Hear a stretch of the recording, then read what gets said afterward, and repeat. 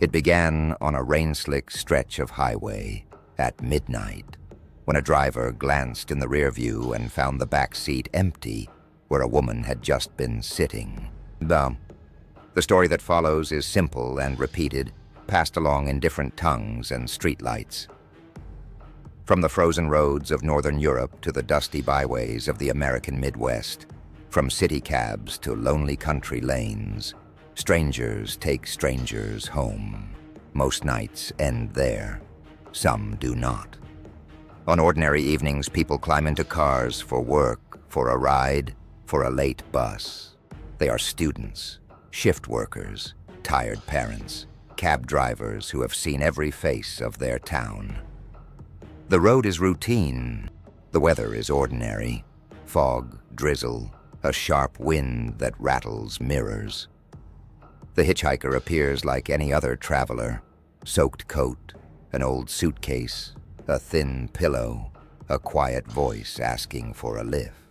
Conversations begin in fragments, names are offered, addresses are given.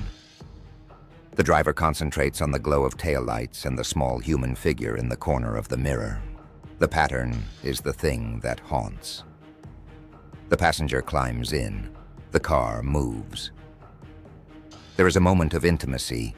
The hitchhiker's cold hand brushes the door. A breath fogs the window. A damp smell of perfume or river mud. Drivers remember a song on the radio, a joke half told, a wish to be home. Then at the turn before their destination, the seat is empty. No rustle of leaving, no soft click of a closing door. Sometimes a scarf is left draped across the seat. Sometimes a wet footprint on the floor mat. Other times only a faint ring of cold air where warmth had been. Days later, a newspaper clipping, a death record, or a cemetery plot is shown. An account of an accident on that same road years before. A teenager remembered in a photograph. A bride who never made it to her wedding. In different places, the details change, but the ache is constant. How do we make sense of this? One line of thought is the old and simple.